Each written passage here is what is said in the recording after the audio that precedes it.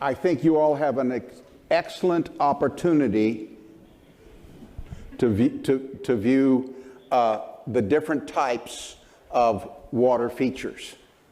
The Japanese Friendship Gardens, where I've been a volunteer from my club since 2005, we take care of the upper pond. The upper pond's pretty close to a koi pond. The feature out here that is so beautiful and what have you, to a purist in the koi industry, that's not a koi pond. That's a water feature with koi. The big issue is all the rocks on the bottom. I have my opinion. I get to give it to the people at the Japanese Friendship Gardens, and then they get to do what they want to do with it. And that's the way the cookie crumbles and what have you. And that's a beautiful feature. But you can compare the two. In a half hour, I didn't know exactly what I wanted to try and accomplish and what have you. But because you all are representatives of Japanese Friendship Gardens and other gardens and what have you, and I did spend 5 years in Japan doing this stuff, I thought I would talk about the most important feature, and that is the pond. In a half hour for me to talk to you all about this, I mean, they're going to arrive in a box like this from Japan, and they're going to come out looking like this. Don't you whoosh. I take my koi to koi shows, and so I buy fairly expensive koi, nowhere near maximum, what have you. But you can take everything I say today and apply it to going down to PetSmart, please don't, and buy a $15 koi. Where you buy your koi is just as important as that koi pond. I only have time to touch on the really serious points that you may want to do and may want to look at. If you already have a feature and what have you, you may be looking at ways to improve it and that sort of stuff. So I first started off with the two ponds that are here at the garden, and I really want to talk about advanced considerations and cautions because you go, wow, boy, who doesn't want to have that swimming around and have in my own backyard or at my pond and have people come and look at? Well, now I want to talk what it takes to do this, but also that $80 kohaku that you bought from the dealership close to you, well, it's the same requirement. The initial site where you're going to put your pond or water feature, whatever it is, you need to examine it. You need to take care of a couple of really serious things. When you're done and finished with your pond and your plan, when Mother Nature sends you a thunderstorm, no water runs across the ground and runs into that koi pond. No water gets in there. If you stick it underneath a building like this, you want to have gutters. You do not want rain on a roof that's hasn't had rain for 6 months like we do, or 2 days later. You don't want the rain running off the roof and running into your pond. So no water in, no water up. Predators, depending on where you're at, what kind of predators you have. We have raccoons, and there are birds of prey, and there are seabirds. And the seabirds the crane can land right out there, walk into the pond, just sit there stone still for 20 minutes until that little koi comes out and it's gone. A crane is one of the extremely few animals on this planet that they will sit there and they will pluck one, pluck two, pluck three, but set it down over there and not eat it. Pluck three, pluck four, pluck five, and pluck number 6 and not eat it and set it over there. And then fly away. They will actually, I mean, Mother Nature, kill something that you don't eat. It's just really kind of weird. But cranes have been known to do it and that sort of stuff. So you want to think about these things when you're doing your design stage. I caution you not to call your local swimming pool operator, please. Now, if your swimming pool operator shows up with a book and he's built 10 or 12, 15 koi ponds and they're big and they're nice and you can call a couple of those people, then that swimming pool manufacturer's okay. But you need somebody that's going to help you with building your ponds. Wherever you are in America or anywhere else, look and see where your closest koi club is for help and assistance. Look and see where your closest koi dealer is. Those are the people you want to get to know pretty good. When you build this pond in this area, a last thing to be cautious about, do yourself a favor and don't build it under the most beautiful pine tree you ever saw in your life. Pine trees have pine needles. So leaf litter going into your pond is an issue that you're going to have to deal with. And if you see the fall season in our upper pond right now, I don't have to say anything more when you go up there and take a look at the leaf litter that we have to deal with on a weekly basis right now.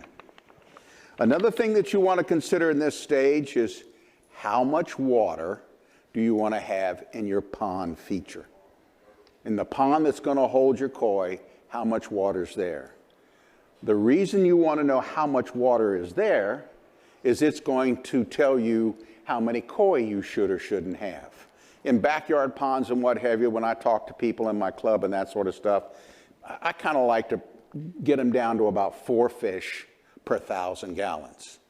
And you need to think about how many fish you want to have and what you're going to consider before you put a shovel in the ground. You need to think about the finances of doing that. So how much water and how much koi, how many koi, that's related. When you build the shape of this pond, you need to avoid a dead space. You don't want all your pumps and running and everything else, but you've got something over here, this little out bump, and it's a dead space.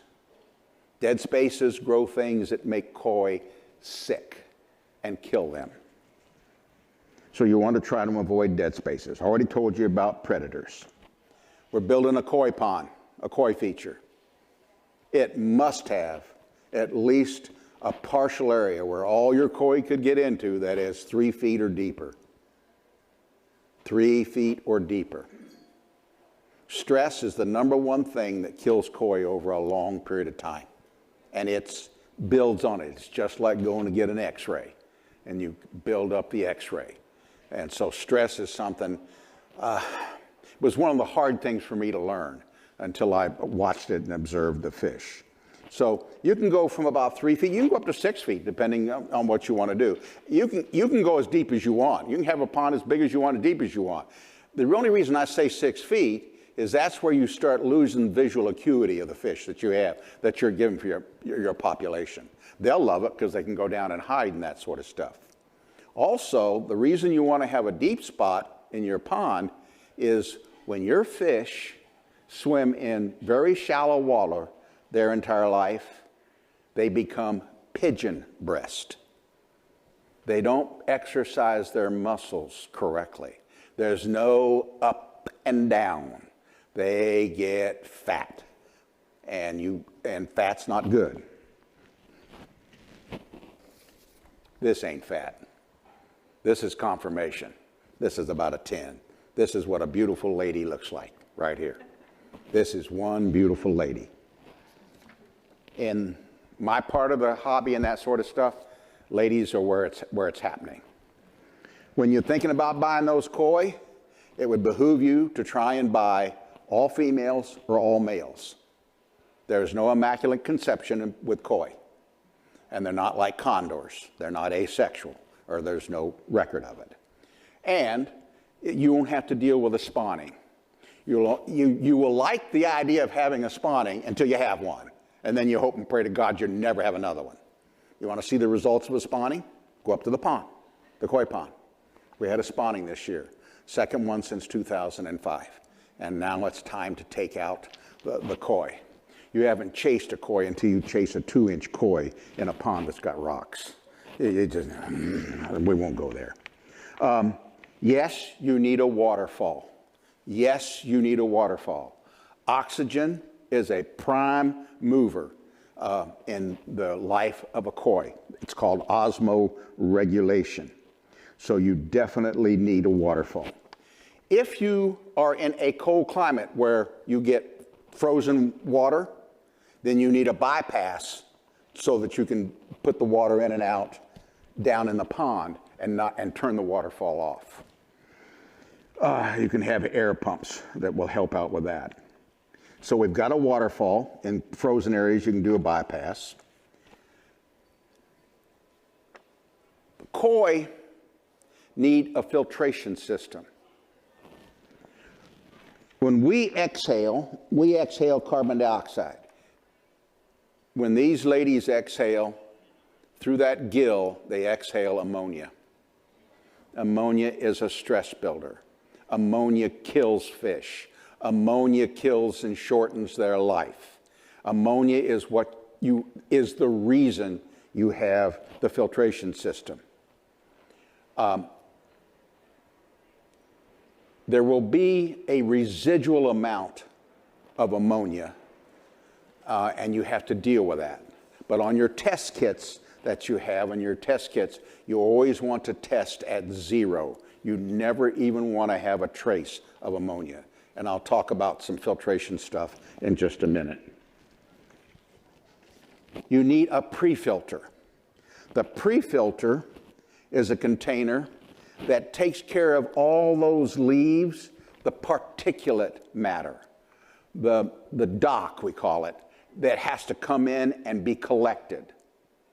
And once a week we have to come, and I'll talk about maintenance later, and we do our maintenance to get rid of all this particulate matter, especially the stuff that's been laying around on the bottom of the ponds and that sort of stuff. Then there is a biochamber. So there's 2 chambers, and we have 4 of them up at the koi pond up below.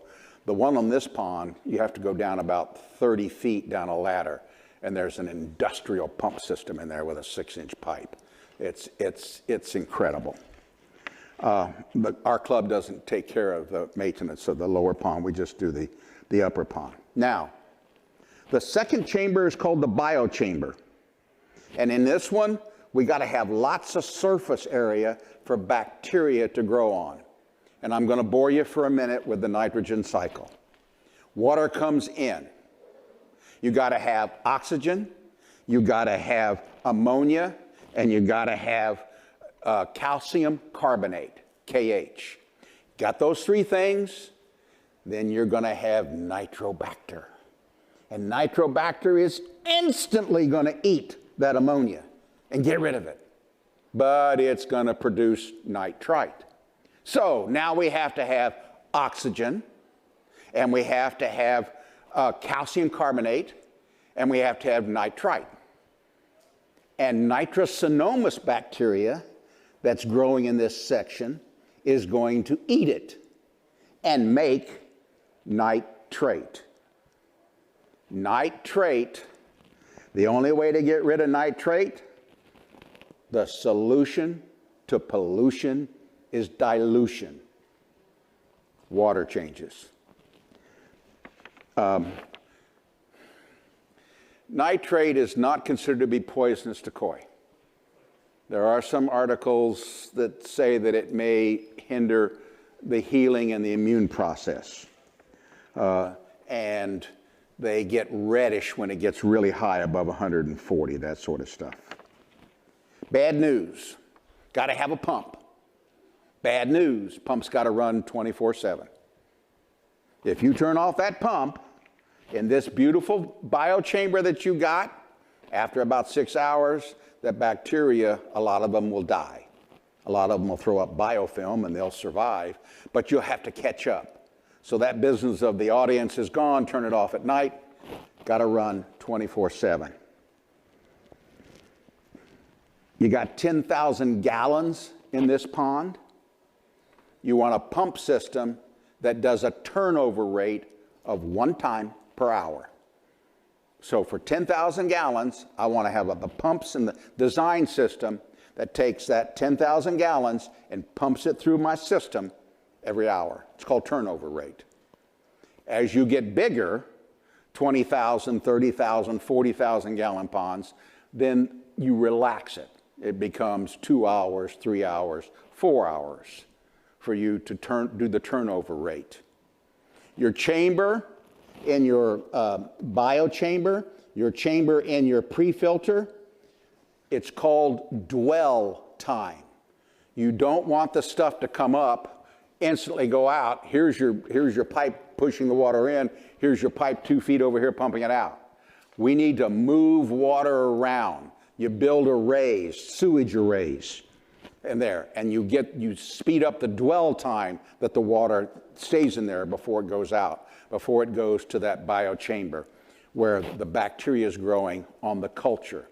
The most surface area of any item is sand, but sand has to be fluidized. You have to pump air and you have to keep it moving and what have you.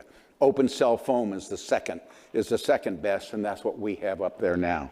So you need all this surface area, cubic feet of surface area to grow that. Yes, we need to have UV bulbs, ultraviolet bulbs, to kill that stuff that's growing in the pond that you can't stop from growing in the pond, so that this guy doesn't get ulcers on the side and what have you. Again, with the UV bulbs, it's exposure time and dwell time of the water, depending on what it kills. It actually will kill some viruses. It will not kill the viruses that kill koi, KHV. It will not kill that virus. So we've got those running. We have 8 UVs, 40-watt UVs up in there. So you're going to have to do UVs. Believe it or not, they have to be fed. How am I doing on time?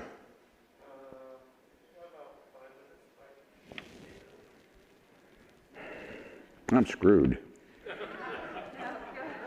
Oh, damn. Koi have to be fed.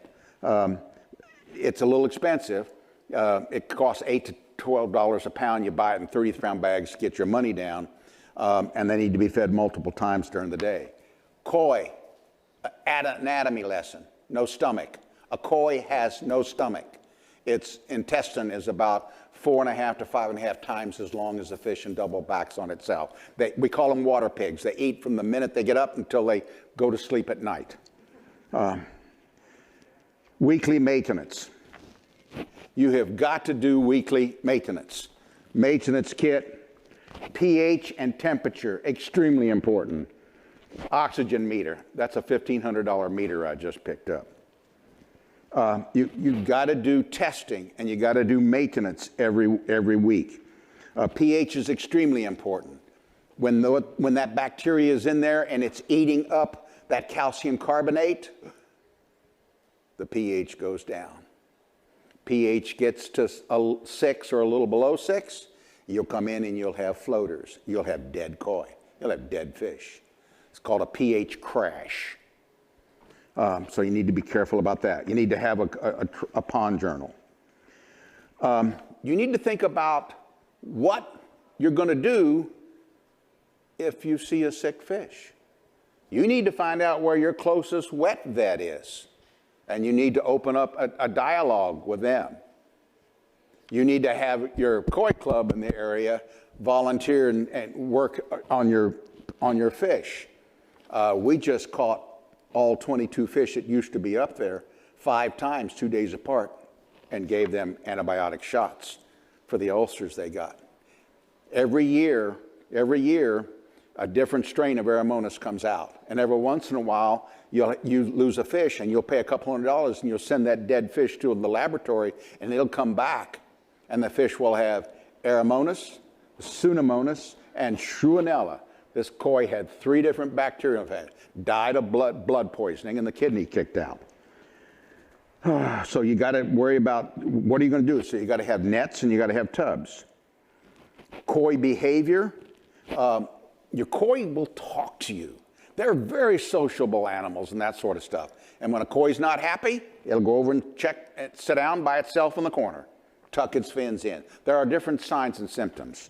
There's lots of stuff you can do, but you need to watch that. I'm not going to talk much about it, but you also need to consider a collapsible isolation system. So when you get new fish, you can keep them in an isolation system for a little while, make sure they're not sick, and then after a period of time, under a period of temperature, you can put them into your pond. Under the show and tell, for the koi part, there's about 13 classes. In varieties, there's about 300 of them. And where you get your koi is important. We do things like when we receive the reserve grand champion of a koi show, we have shirts made on there. And this is my fish, and that was my trophy. Calendars. Doctor's bag, I chose not to bring my microscope. How can you tell if your koi have parasites? You have to scrape them and you have to do it. I don't recommend just treating the pond because they're flashing. You want to know what you're treating. There's different drugs for different ones. Another reason to have a connection with your koi club. You want to know about koi? You can pay $350 and get this book for judging that koi. Or you can get into a bidding war with somebody over this book.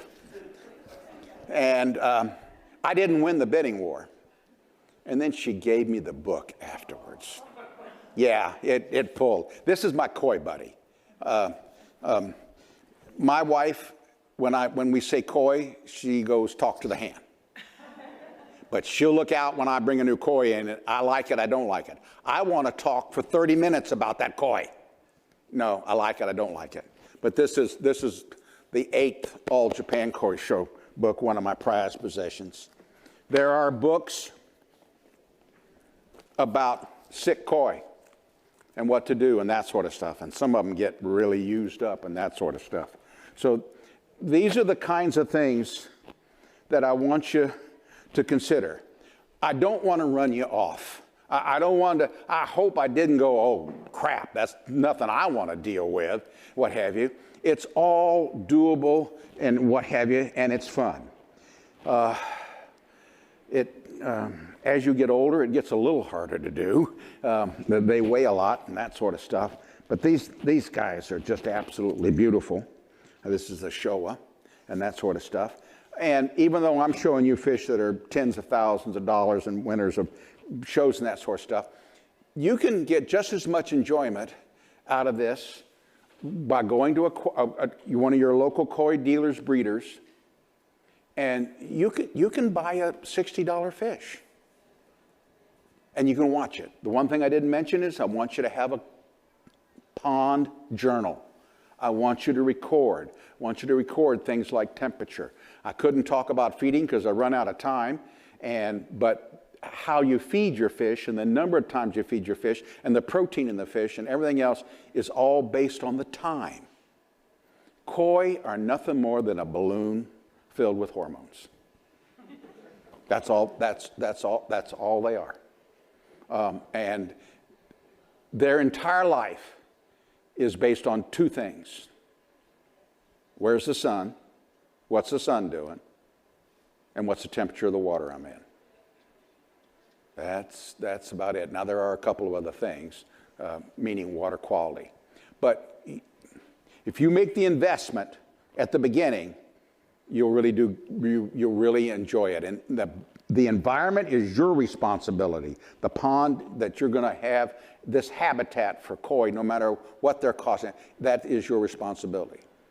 When you ask 100 people who will build a koi pond in their backyard, what is the one thing you would change if you could? What is it? Make it bigger in size. Make it bigger. I wish it was bigger. When you see that hole before they start putting the walls in and everything else, it'll look big. And then when they put all the walls and everything else, it'll really look small. I'm I'm pressing on the beekeepers' time, Okay, go. and then there's some questions afterwards. I could talk for weeks on this, and I do. I love it. I'm just coming back now, dressed like a beekeeper, as I usually am, from our hive, and we had an inspection.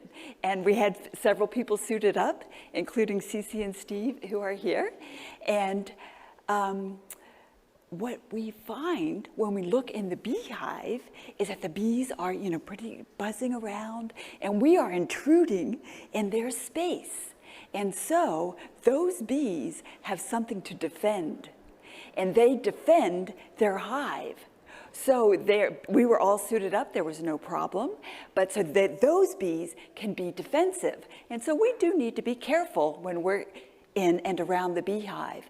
But when we see the bees on the bloom or on the water, I've seen water bees help in other bees. It's the most, water bees are a 50, I could be talking for hours and hours about water bees. But the bees that we see on the bloom as you walk around and during cherry blossom season, when we look up into the trees, and the trees are just buzzing as if they're going to take off, filled with bees, those bees are not aggressive and they're not defensive. There's nothing to defend. They're happy on the bloom, going from bloom to bloom, collecting nectar and pollen. And so when we see those bees, we know that we have a strong connection to food through the bees, through the pollination, and through honey also. So we do have a sense of well-being being around the bees, and also because of bees, not only with pollination and food, but the beauty and the biodiversity of our world is a result of those bees. So we can feel a lot of gratitude and a strong sense of well-being being with the bees, and nothing to fear when the bees are on the bloom. And they're busy doing their jobs. And in the hive, there's many, many, many tasks that the bees have to do, and they're all on task. Everybody has a different position, a different job in the hive, and it's very generally age-related. The young bees are in the hive, and they're caring for the brood, and they're taking care of the comb. When you see a bee in the field on a flower, that is an older bee, and it's a female. So all of the bees are on task. They all have a job to do. And so we have nothing to worry with the bees on the bloom.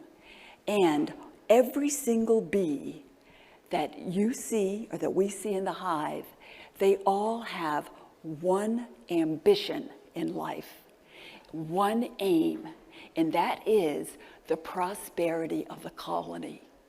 They're all working together for the common good. Honeybee society, just like Japan, is a collective society. They have a very strong work ethic, and they all have the same goal. So let's take a look at our hive. So this is our hive here at the garden. And so as you're walking along on the upper pathway, you can see the hive from above, and you can see the hive looks very natural in this scene. It's made of wood, very natural. It's cedar. It's very well built. It has a copper roof, which has been allowed to age very naturally. It has a beautiful green patina on it. So as you look at the hive from above, it has a very beautiful feeling of peace, and it evokes a feeling of correctness. That's where it belongs. If you will allow me, it's sort of a wabi-sabi feeling. Wabi-sabi. That's my joke, so you can laugh. So, but at any rate, it's where it belongs. And So what the docents say about the hive when during a docent tour is that the hive is our symbolism. It's a symbol of our connection to nature, as are many other symbols in the garden. And we understand that Japanese put a strong value of caring for nature and that it is integral to their well-being. And this particular hive is also very similar in style to the authentic and traditional hives in Japan. And so it has some dual purpose there as well. And the way that I manage the hive is just like they do in Japan, in a very natural way. We don't put a lot of artificial things in our hives. So just let me talk a little bit about how we came to have a hive here at the garden. And let's see if I can play. This is actually a video. I'm not sure how to make this happen. Oops. So, can you push the play on this? Oh, there we go. So here you go. So you can see the bees coming into the irrigation box. And if you look closely, you can see the pollen on the bees and the back legs of their bees. They have little pollen baskets, as we call them. They're corbicula. And you can see the orange and white pollen coming in. So in 2012, the city of San Diego changed the beekeeping ordinance, and they went overnight from 600 feet from your hive to your property line to 12 feet. I started keeping bees in 1974, and so when they changed the ordinance here, then we could come out of the closet and all of the backyard beekeepers could start keeping bees in a very public way. So I was very good friends with one of the gardeners here at the Japanese gardens, and he asked me if I would help remove these bees from the irrigation box. This irrigation box is the perfect size for a hive. It's a starter home for the bees. And it's just the perfect size, and so we get lots of swarms that land in the irrigation box. So I said, sure, I would come. And so I came and I rescued the bees, and then there were more bees and more bees and more bees. And so after about 35 or 50 rescues, it occurs to me that bees really like it here in the garden. They have a year-round bloom. The water supply is constant. It's the perfect place for a bee. So we said, maybe we should have a managed hive. And so we took it to the board, and the board said yes. And so we have since 2012, we've had our honeybees here. It's been a beautiful thing. So these bees from the irrigation box, I collected bees from a box and actually put them in our hive. So our bees, it's a beautiful story because our bees chose to be here. So it's really so beautiful. But here's our hive, and we have several people in our group today that were in our little inspection. Excuse me. But I just wanted to show you what I give the bees. Everything in the hive is natural.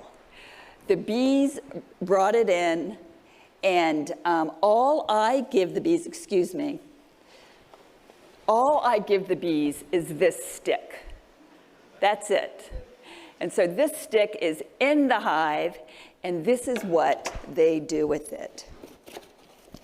This is what they give me from there. Ooh, ah. So this is a piece of honeycomb, and it's made with hundreds of thousands of perfectly constructed hexagon cells. And so this comb, the bees use as a pantry. They store their honey here. And they use it as a nursery. This is where the baby bees are laid. The egg queen lays her eggs here. They also use it as a dance floor. And they use it for insulation and every other. Sure. So thank you. So when you see the comb, take a smell of it, if you like, because it is a beautiful smell, and we use many parts of the hive for therapy, and part of that is the aroma of the hive is considered to be very therapeutic. So what's inside? Lots and lots of bees. And here's an example. How did I get that thing going? These are the bees. These bees are actually festooning. And what they're doing is they are building comb. Bees have they're unbelievably interesting, but bees have a little sort of a knot of hair under their chins, and it helps them to construct the hexagons and the entire comb so that it's level and also parallel to the comb next to it. Every bee, you can see them working together, and how important that is for the efficiency and the success of the hive. They have a very, very strong work ethic. Bees work until the day they die. And typically bees will die coming back to the hive because they've been out foraging, and effectively they can no longer utilize energy. Their metabolism just kind of quits. We call it, or I call it, diabetes.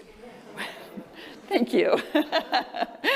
But anyway, I mean, so they no longer can process, their metabolism just doesn't function as well. But here, looking at them and working together, and what's happening here on the screen is they're building comb, and when this comb is complete, it will be one piece, just like the one that you just saw, solid. There will be no trim and no caulk to connect the pieces. Bees are they're architectural miracles.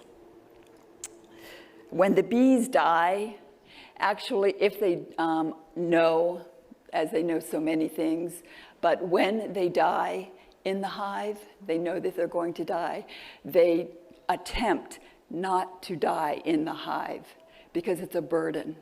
It's a burden for their sisters to have to get rid of their body. It also can create some disease and bacteria. So it's called altruistic suicide. And they actually will fly or crawl away from the hive as far as they can go to die. Here's another, this is also our bees here at the garden, and you can see them all working together. What's happening here is this is a comb of brood, and that's the eggs, the larvae developing. And what we're seeing here are nurse bees, and they're on the comb, and they are working to keep that comb between 95 and 97 degrees Fahrenheit so that the brood will develop correctly. And it doesn't matter day or night or summer, winter, the brood nest in a beehive is always that temperature. And here is, let's see, how did we get that to play? I really want you to see this. Can you play that for me, that video? Okay. We have no audio, but right here, here's the queen. She's going in and out of focus. This is why I wanted to play this, so you could see her. And so she's basically reacting to me there. She's trying to escape. Queen. Look at this, the way that they've... There I am. Oh, here she is. Here she is. She has a beautiful blue mark on her, right there.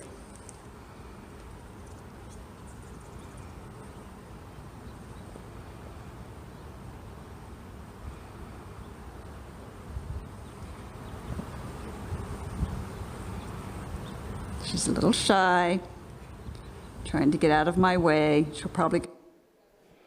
So that's the queen. And you can see how long her abdomen is. She's fed a very highly nutritious diet her entire life, so with royal jelly.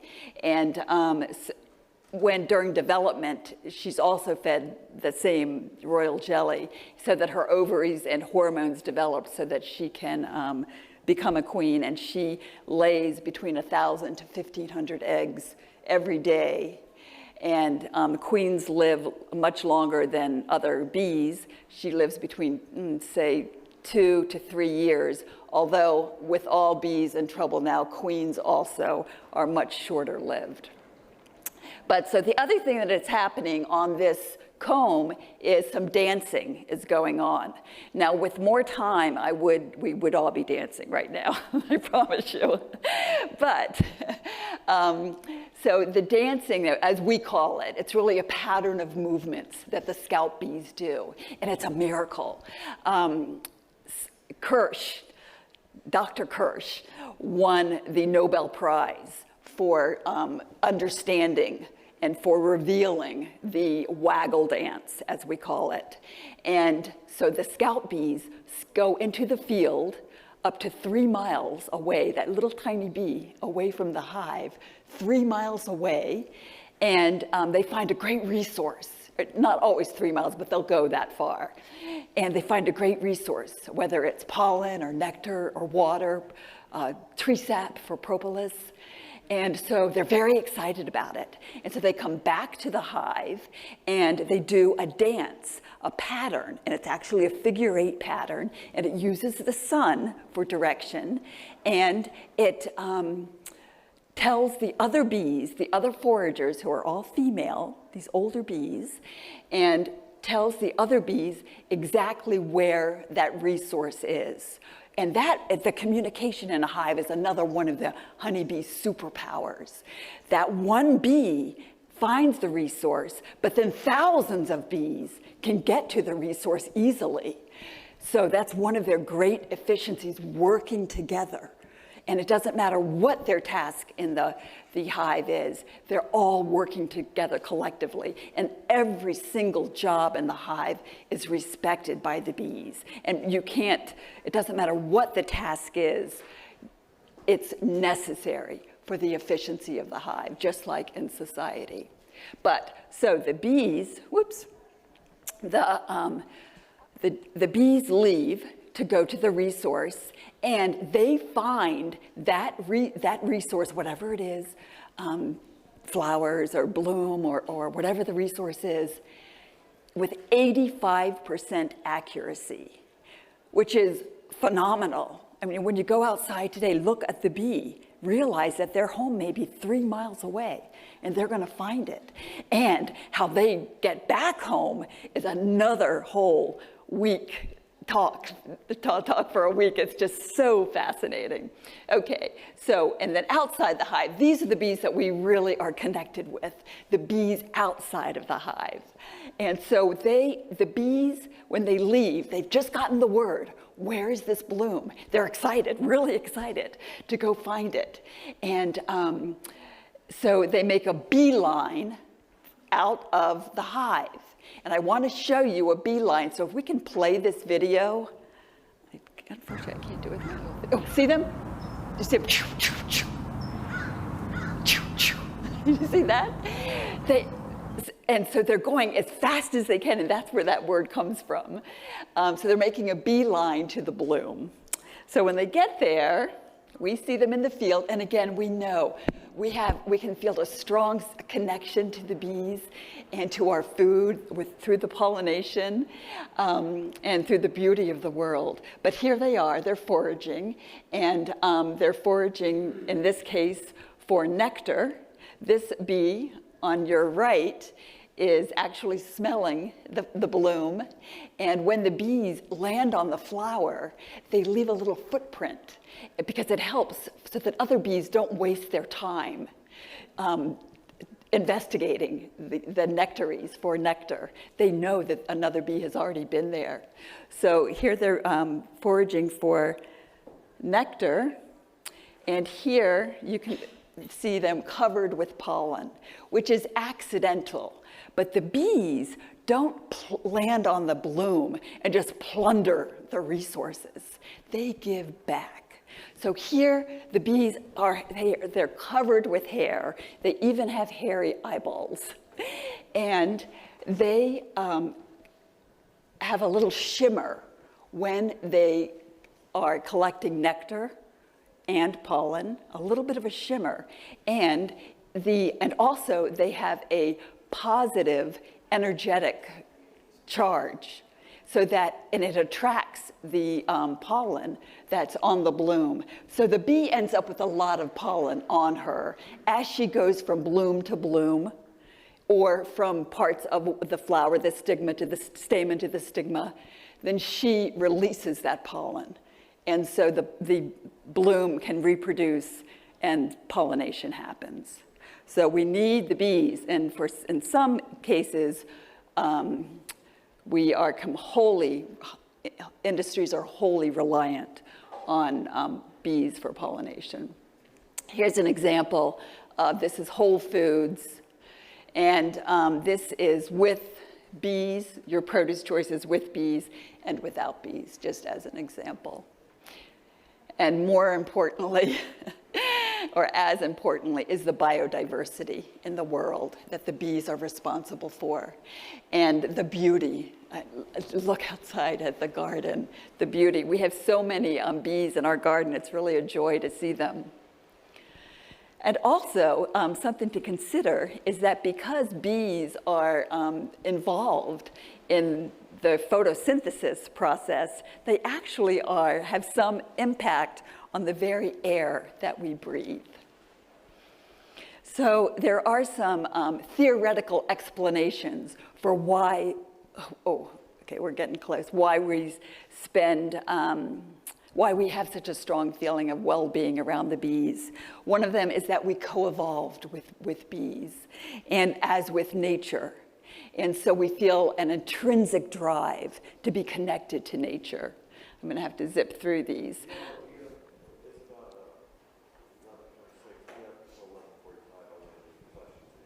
Okay, great. Okay, so I'm going to zip through these, but another one is the theory of attention restoration, that we spend all day with our cognitive focused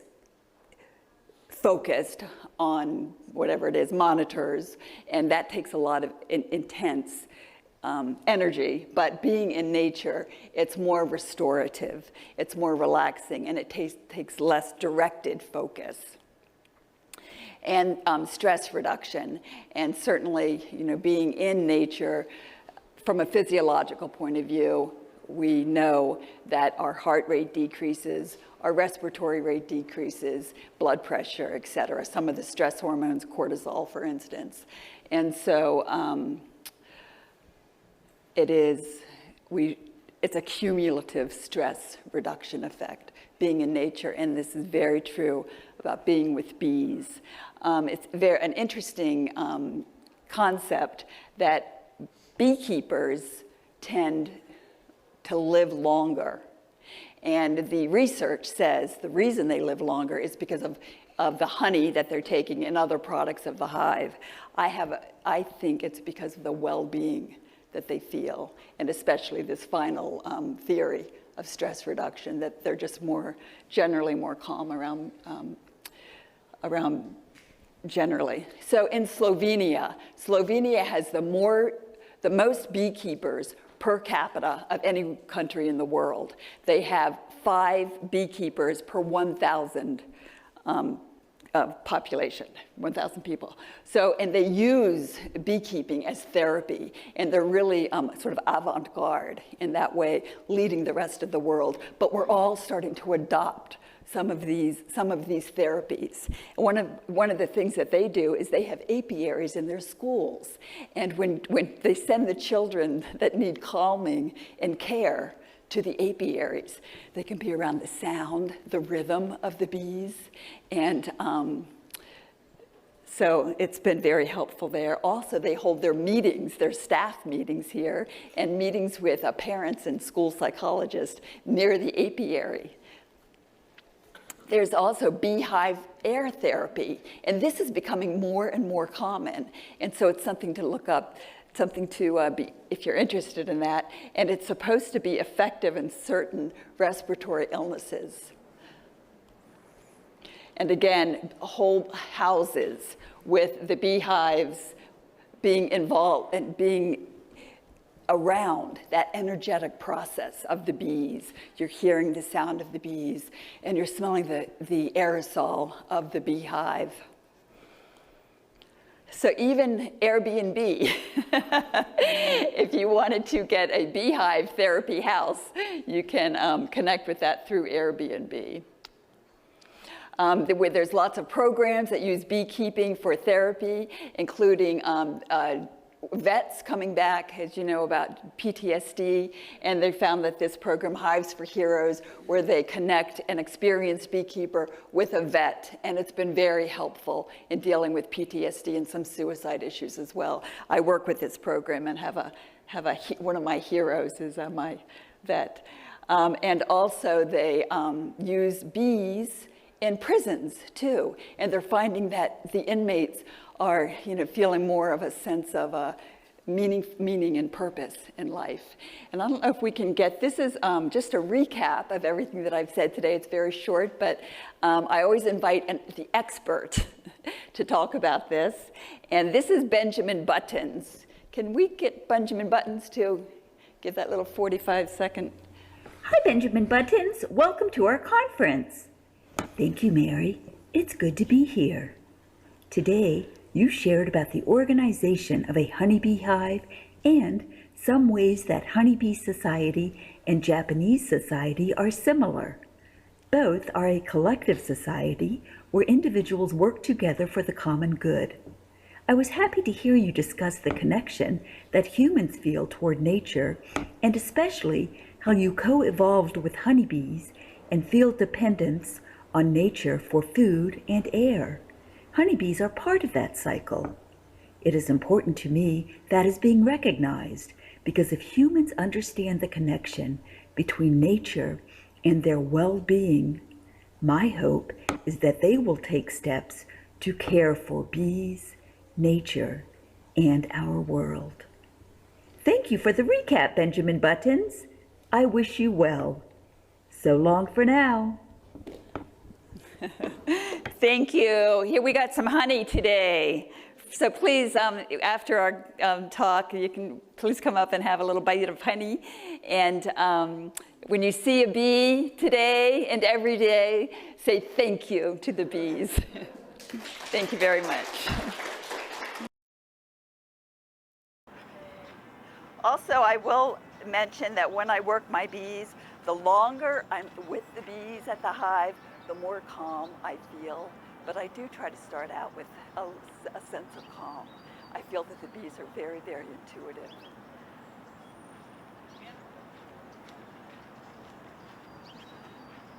Okay, so what I'd like you to do is look at the entrance and watch the bees coming in and see if you notice that they have pollen on their back legs.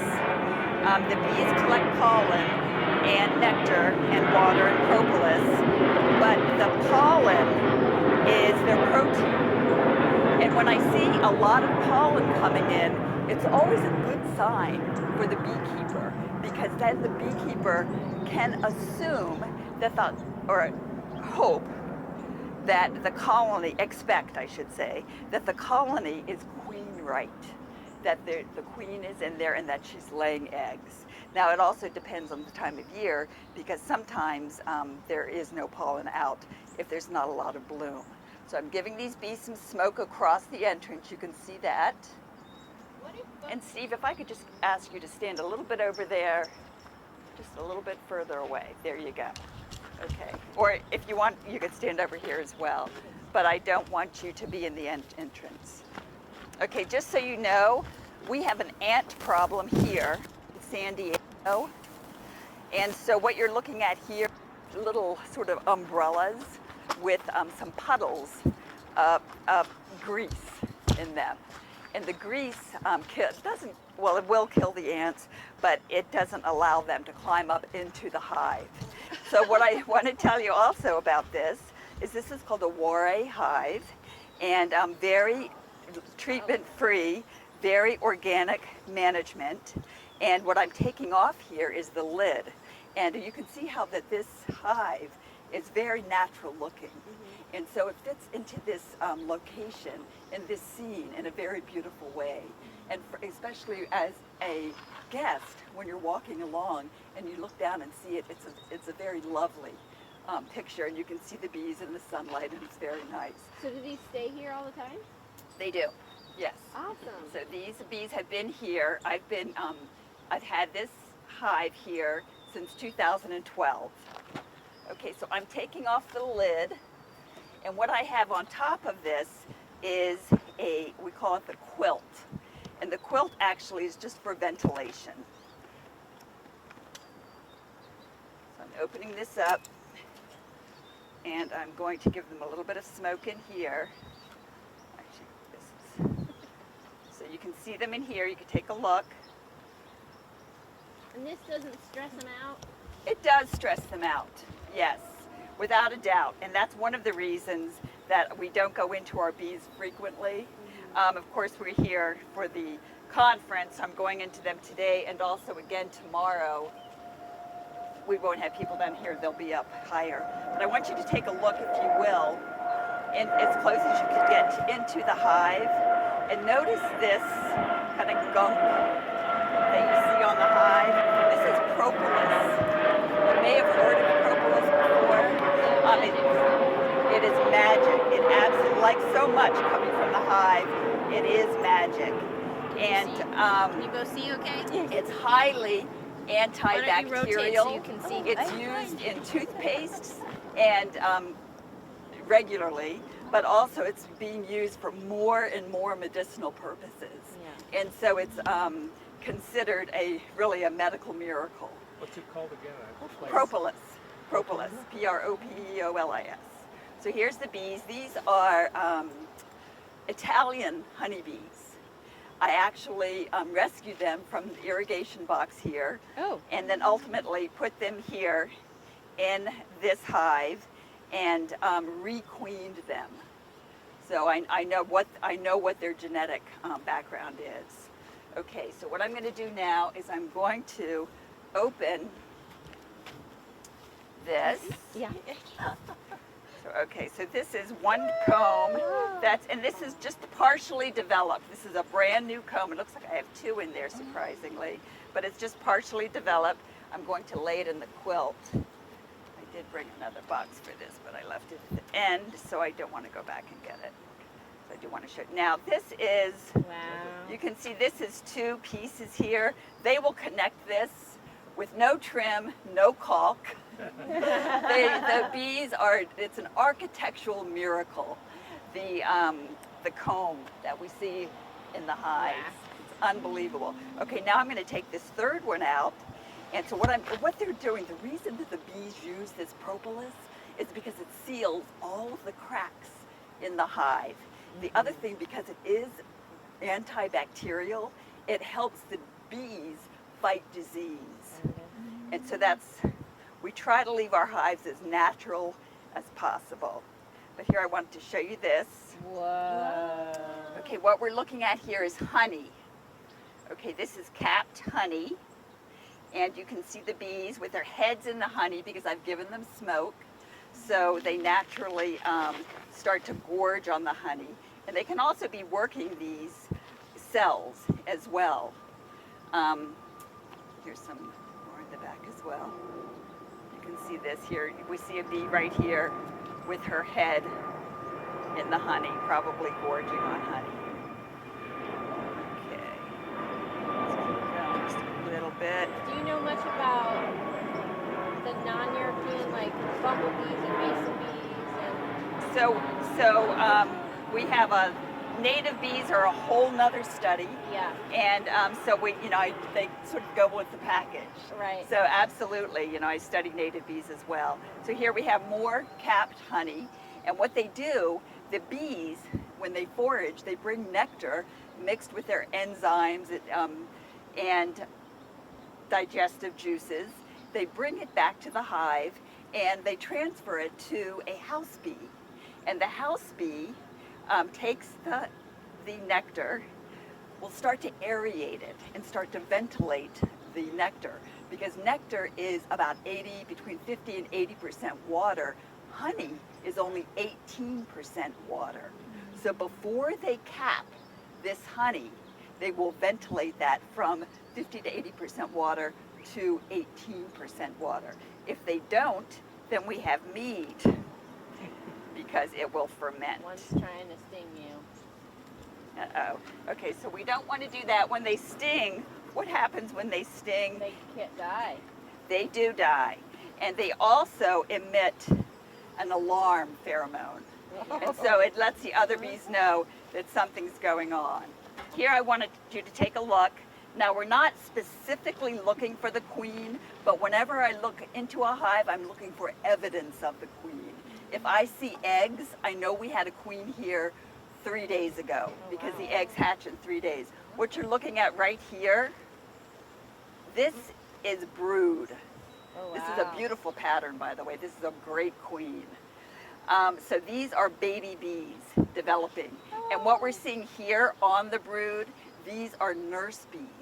And they're keeping the brood nest between 95 and 97 degrees Fahrenheit, no matter what the outside temperature is. With their wings. They do. They ventilate it and they disperse their bodies as well. And again,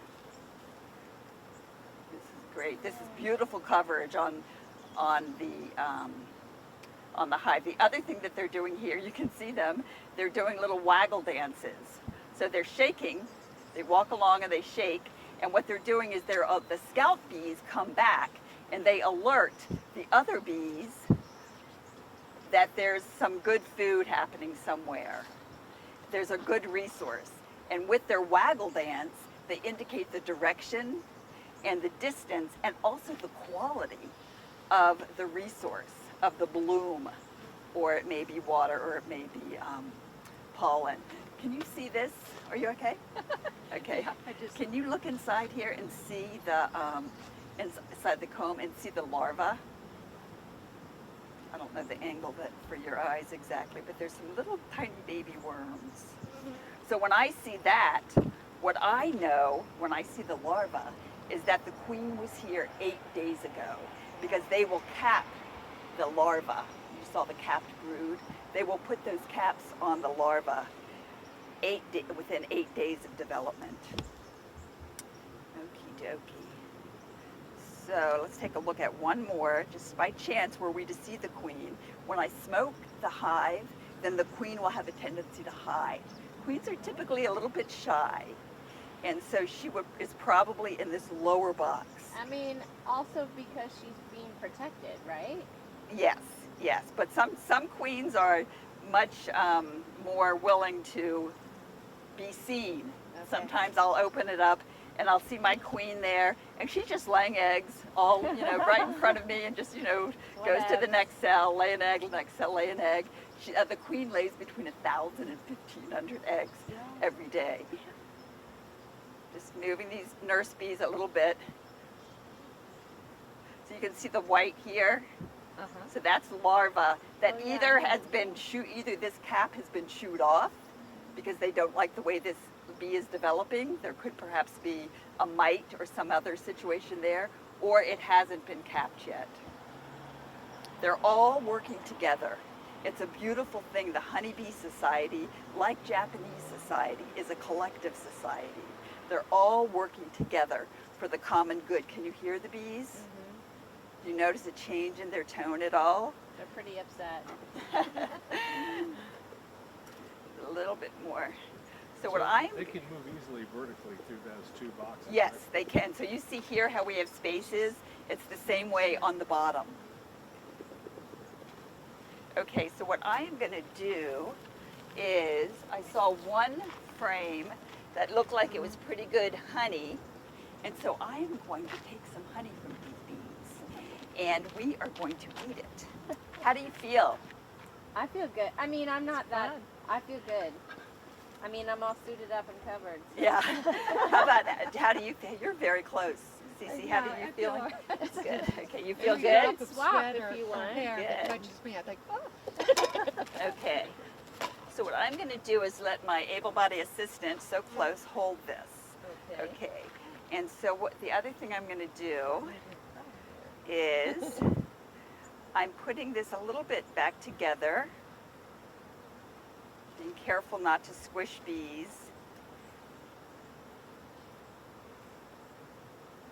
How you doing, Adam?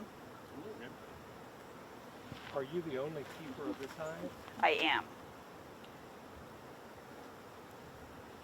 Okay. Is this the only hive here? Or This is the only managed hive, but even as we speak, I know that there are hives in other irrigation boxes that I'm going to rescue pretty quickly. Who finds them?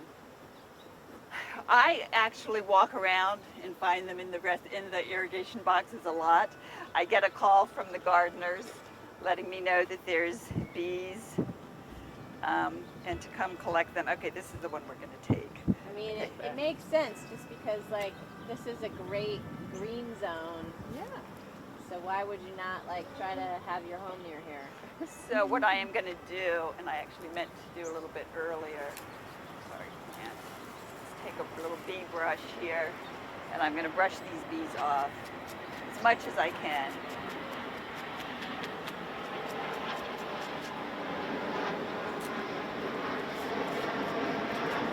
Okay, so actually I could use another hand, if you wouldn't mind, Tia.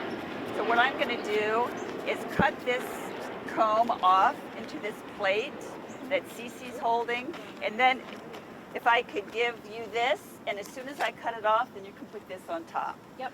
Okay, so the problem with doing that is that the bees smell the honey, and not just our beautiful bees here, but also robber bees. Oh. Okay, so let's just walk just a little bit closer to Adam. Sorry, Adam. Okay. Okay, so you've got some bees on you. That's fine. Okay, so here we go. A little bit of this off.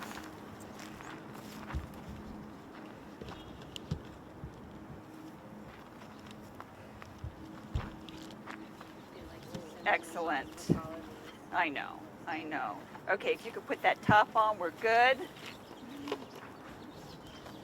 I would like to congratulate you all for being so relaxed and calm around the bees, and what a difference that makes for the bees. Have you had And- visitors who weren't able to kind of hack it that easily? Yes, I have.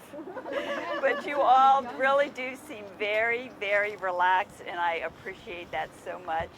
What else can I tell you about the bees? I have a whole spiel that I'm getting ready to do with our PowerPoint presentation about these bees in particular, and also some of the lessons that we learn from the bees because of their incredible society. But what can I tell you? What questions do you have? Well, I'm just curious. I mean, Yes. Yes. I'm just curious what the bumblebees do with all of that pollen that, you know, packs on their legs. I Right, get so- what they do in this situation, but So- like the other ones live in holes in the ground. So bumblebees actually are also social. Oh, really? And so, yes, and so they take pollen back to the hive, and it's also their source of protein. oh, So, really? yes, they are not carnivores, so they eat that. The pollen is an excellent source of protein for them. So, and the other bees, the solitary bees, take little pollen packs back and little pellets and stuff it into their little holes I was for the wondering one about egg that. that they have laid. I have a bunch of logs that I keep for that purpose. Oh, very nice. And it's so exciting because I didn't want to bother with getting the mason tubes and having to clean them and all that Right. other stuff. So I just, I have logs vertically. And How do we then look? Looks great. Good. Did you get a picture of Cece's bees on her? She had a whole. Oh, yeah, I got lost. Okay, great. Yeah, that was beautiful. That's great. Yeah, Very, very relaxed. Those are calming So down. the quilt, I don't understand what the quilt does. So rather than, for instance, we'll just move just a little bit away from the bees. Okay. So rather than having, for instance, a solid piece of wood on top, which wouldn't allow a lot of ventilation, this does. It allows ventilation, Sure. and when it gets cold, then I can put some wool or other insulating material inside. So for to keep them warm as well. So it's ventilation and insulation. The only way in is that hole, right? That is the only way in because these bees had another little entrance over here, just a little tiny, like half-inch entrance, and they closed it up. Oh! They decided they only wanted this one. And so I said, you're the boss. then. And that's one thing that I will say about the bees, is that they are the boss. Yeah. You know, it's not me to decide I'm going to open that entrance, even though you've closed it. There's some purpose behind it. And so I really work to listen to the bees and so that I can learn to be a better beekeeper and do what's best for them. You're talking about robber bees. Does another whole colony sometimes try to take over a hive like this? They do. That is an excellent question. They absolutely do. So colonies will usurp other colonies. And what we find very interestingly is that it's the level of aggression of the colony, not the size of the colony per se. Many times a little tiny colony will take over a bigger colony. So I wonder yes. what would shift aggression? Is it sort of imbalances in the environment, or? It is. So it's resource allocation. When there's not a lot of bloom, then the bees are desperate, just like we would be for our food. But also there's a strong genetic propensity towards highly defensive. Some bees are highly defensive. And what we know about bees is that they are not aggressive. Yeah. Do you feel, you don't feel that they're attacking you necessarily? No. Although the bees are not aggressive. When you go and see them on the bloom, it's such a beautiful thing. Yeah, they're just like, and I'm doing my thing. And they're doing their thing, and they've got their dance, and it's such a joy to watch. They're not aggressive. The bees are defensive. They really want the honey that's on your knife. I'll leave my knife here. Well, see, I actually can't do that because we are in a bit of a dearth, and so it will attract robber bees, so I can't do that. But, so bees are defensive, and the bees that we saw here, the bees that are all over, that were on Cece's suit and probably on mine as well, they're curious, first of all, but they are defensive because they have something to defend. Of course. They're defending their resources that we just stole. I mean, that you, no. They're defending their brood, all of those beautiful eggs. Every single cell we saw is going to be a new bee. And they're defending their queen and their home. But when we see them on the bloom, they have nothing to defend. It's my greatest joy to walk up to a flower patch and to put my finger on the leaf or the bloom and to have the bee crawl on my finger. So they're just not, they're not aggressive. If you get stung in the field, if you get stung on your foot, you stepped on a bee. It was an accident. If the bee flies into you or you see a bee on your arm and you brush it off and you get stung, it was an accident. The bee wasn't deliberately being aggressive to you.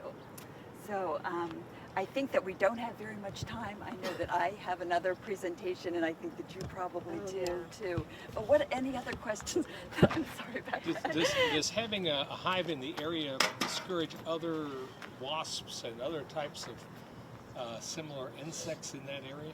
So it actually encourages wasps to come, and if we were here long enough, and oh, look at this, she's what's going on? she's cleaning, or getting ready. It could be a robber bee, but so we frequently see wasps along the ground because wasps eat other insects. So they're very important to the biodiversity of a beehive because other insects can cause problems for the bees. But it does discourage other other honeybees from making a colony close by.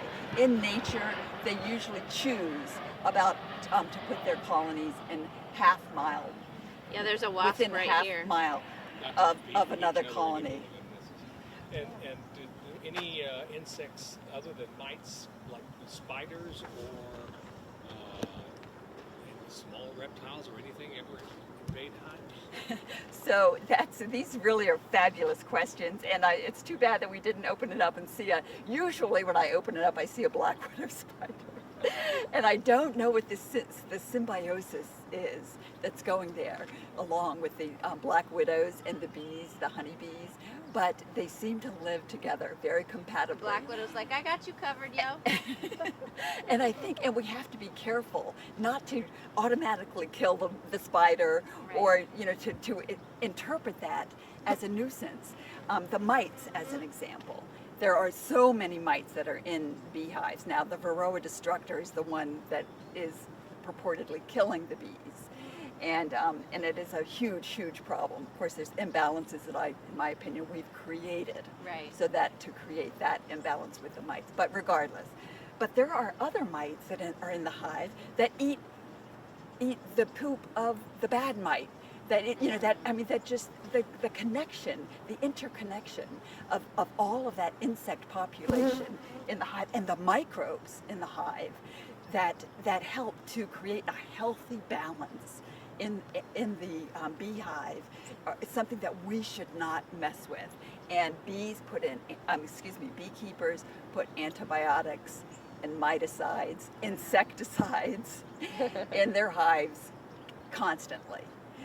And bees are considered, and they are, an industrial product, based not an agricultural industry, and so they're treated like that. This is the theme of our conference is resilience, and the honeybees are the perfect example of resilience because they keep coming back. They keep coming back and overcoming some of the onslaughts in our world today. But yes, so there are this is a whole ecosystem that's happening in here. And so yes, there are many other insects, mites, microbes living with the bees in a very harmonious way. Great. Thank you again. You all have been perfect. Adam, this is wonderful. Adam is dressed like a bear. And one thing I will say is that when we tell people when they're around bees is not to wear anything dark and fuzzy. This is an example. They haven't bothered me. Because it is very bear-like, and also to keep your clothes light. The other thing that we try not to do is to get our mouths too close to the bees, because when we exhale our carbon dioxide, then it's also a sign that there's a bear coming close, because the bear is a natural enemy of the bees. Bears just eat all the honey, huh? No bears. They do. They eat the honey. So we have a little honey here. I'm actually going to take it to my next presentation, but I do have there's a whole bunch of pollen coming in here. Can you see it? Yeah, Did you see it on their legs? I did. It was like almost neon colored. It's really beautiful. These bees are beautiful bees. It's funny because there's some flies nearby. Okay, right here is this bee. Can you see this bee right here with pollen on her legs? That orange pollen. So that's coming in. There's Just some went bright into the. yellow Oh, there's. Yep. Up further. It's mesmerizing to watch the bees. This is And- actually a little bit about what I was going to talk about too. Do you see all the pollen coming in, Cece? Our brains want to look at the kind of activity and motion, just like ocean waves or fire flames or leaves moving in the breeze. It's soothing to the brain. It's the rhythm. I think that the rhythm of the bees by the hive is part of the reason that beekeepers actually statistically have longer lives. And they say that it's the honey and the products of the hive. My feeling is it's because of the well-being. It's the connection to She actually is a plant. I've planted her here. Sorry, we're on the You see the pollen coming in here. So this is very important for the bees. It's their protein, and the adult bees don't eat much protein. They primarily eat carbohydrate, honey, for their flights. The protein is used to make royal jelly for the queen and for all of the bees. All of the bees get royal jelly, but the queen gets it her entire life. The other bees get it for the first 3 days of development. But the protein is just used for the baby bees. So that's why when I see all of this pollen coming in, it's a good sign. And I think, great, this is a healthy hive. They're rearing new brood. You all have been wonderful. Thanks so